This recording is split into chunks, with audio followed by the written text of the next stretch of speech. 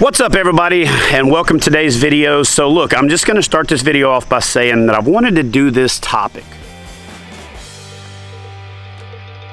for a long time, but I've wanted to do it right by getting out there, getting footage and demonstrating what I'm talking about, catching a fish in the scenario. But I always take the time this year to explore, and I end up forgetting, and I don't get the video out, and then it's too late. And so I did a recent live stream, and James Scott asked a question on the video. I did a recent live stream, and James Scott asked this question: Chad, how do you fish a lake during drawdown? Well, for one, I love fishing lakes during drawdown because a lot of activity slows down on the lake, and I mean recreational activity. Again, I've wanted to do this video for a long time, and you know what? I apologize that I'm not out there actively shooting this video, getting drone shots and cutaways and underwater footage of the lure like I wanted to, but I felt like it's way more important to get this information out to you guys. This is one of the best times of the year to pinpoint big fish that aren't spawners, okay? So everybody can catch big fish in the spawn for the most part. And people always say, hey Chad, when's the next best time to catch a fish except for the spawn? If you ask a lot of pros that, they say post-spawn or they say pre-spawn. To me, pre-spawn, spawn, post-spawn, it's all part of the overall spawn concept. But here's where homework pays off. In the areas that you consider spawning areas, there are these areas called staging areas that are basically places that the fish feed up going into the spawn, and they're places that fish feed up coming out of the spawn in what's, pre-spawn and then recovery post-spawn. So drawdown, okay? In a lot of cases, fish are going to move shallow this time of year. They're going to start working their way to the backs of creeks, following shad. They're going to stage first, though. And a lot of times, they're staging in those same areas that they staged pre-spawn and post-spawn for, feeding up for the spawn and then for recovery. So here's what's an exciting way to fish this time of year. Obviously, I'm a topwater fanatic, so topwater, yes. But let's take that out of this discussion. During drawdown, there is a phenomena that happens in any lake that has crawfish in it that goes almost ignored by the vast majority of the fishing community. See, here's what happens. When the water level starts to drop, basically the water recedes away from the shoreline, and crawfish have to go into the ground for the winter time.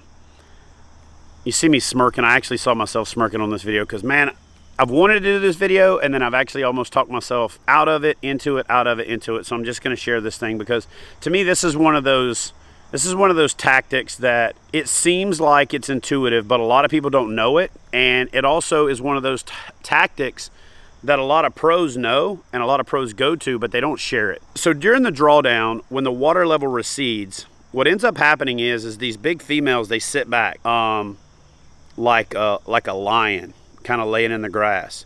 And as that water recedes, the crawfish have to recede with it. And basically the crawfish follow that water receding up until the point that the air temperature forces them to go in the ground, okay? Biologically, they want to be close to the water's edge so that when the water starts to come back up, they don't have as far to go to be exposed to predators, right?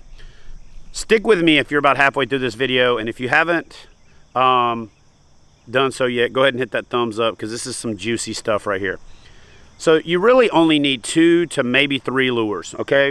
A 1/2 ounce jig, either in a green pumpkin brown with a trailer that's in the same color, or a black and blue jig with a black and blue trailer. It really just depends on water clarity. Clearer water, anything from slightly stained up to clear, I'm going to use a more natural color, green pumpkin brown, maybe a little orange on it, maybe a little blue pearl. Or if the water's muddy, murky, or even more than slightly stained, then I'm going to go with black and blue. 1/2 ounce jig, Zoom, speed crawl, Yamamoto flapping hog, depending on what level of buoyancy you want out of the lure. The colder the water it gets, the more I'm going towards the Yamamoto because it's denser. It's going to sit on the bottom. One of the things, it falls a little quicker. It kicks up a little more silt. It stays in the strike zone longer because it doesn't take as long to get there. And I can use a lighter weight to get it to the bottom and still have contact and feel it.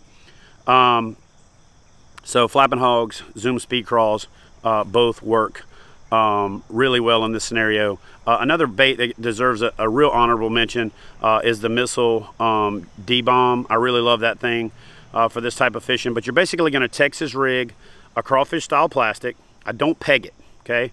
And I'm going to fish a 1/2 ounce jig, and then I'm going to fish a tube, okay? Those are really the 3 lures that I'm going to fish. And so what you're doing is you're finding these staging areas, and you're getting up as far up to the bank as you can, or casting up to the bank, and you're drawing your lure back. I like a rattle, right, this time of year. I really like to put rattling jigs. I really like to put an inserted rattle into the plastic, because a lot of times when those crawfish are crawling over logs, they get aggressive. They'll actually fight each other. There's a lot of clicking that goes on, and when a crawfish swims away, it creates a clicking noise in water. So I really like a rattle this time of year, especially the more stained the water is, the more I really like that rattle. But here's the topic of this video is fishing the drawdown. And I think what ends up happening, what gets overlooked more than anything else, is a lot of people start fishing up creeks and they're throwing flukes and they're doing the shad thing. But don't forget about the crawfish, and don't forget about the fact that you've got days are starting to get shorter, right? Fish are opportunistic feeders. They're trying to do what's called the law of conservation of energy.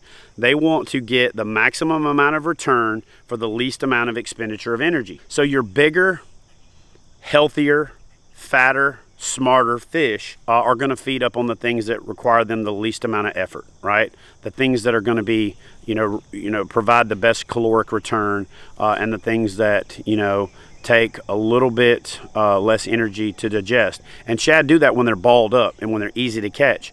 But in the first parts of the drawdown, before the water temperature really starts to get cold, right? Because a lot of times the drawdown is based on the calendar, and when the crawfish go in the ground, it's based on the weather, and those don't always coincide. So fishing the drawdown, get yourself a crawfish imitation. The clearer the water, the more natural the color. The darker the water, the darker the color. I'm not going to get into a bunch of craziness, because I really believe more in contrast than I do a whole lot of hype about, specific colors. I do some specific colors, don't get me wrong, and I'll do some videos on when I think it matters. And when it matters, it matters. And when it don't, it friggin' don't, okay? So, fishing the drawdown. Get your drawdown schedules, right? Contact the Army Corps of Engineers if it's a Corps lake, okay? Contact your municipality if it's a municipality lake. But pretty much every reservoir does a drawdown in the wintertime. Figure out when the drawdown starts, what the drawdown rate is, and get as much information as you possibly can. One thing that is an advanced tip that you can use. This is the kind of stuff that's going to be on the KBF members only page in the future, but I'm just throwing this one out there. Go to Google Earth, the actual program, not the online easy thing, but download Google Earth, grab that slider at the top and drag it, okay? When you drag it, you can actually drag it to a date. You can watch your body of water shrink and expand. And you can kind of gauge when that drawdown is going to happen, how that drawdown is going to happen, what stuff's going to get exposed and what stuff's going to be left submerged. But man, if you can find a tapered bank or a wedding cake style bank that goes to a feeder channel, that goes to a main river channel, and it's got any kind of cover on cover, if it's got a stump, logs, submerged rock piles, buoys, things like that, those fish will stage on that, and then they'll move in to those shallow areas. But as that water recedes, the crawfish recede with it. And a lot of times those female bass, those big ones, are right there at the first piece of cover waiting on them to come, so that they don't have to swim far, and so that they basically have a conveyor belt of food coming to them.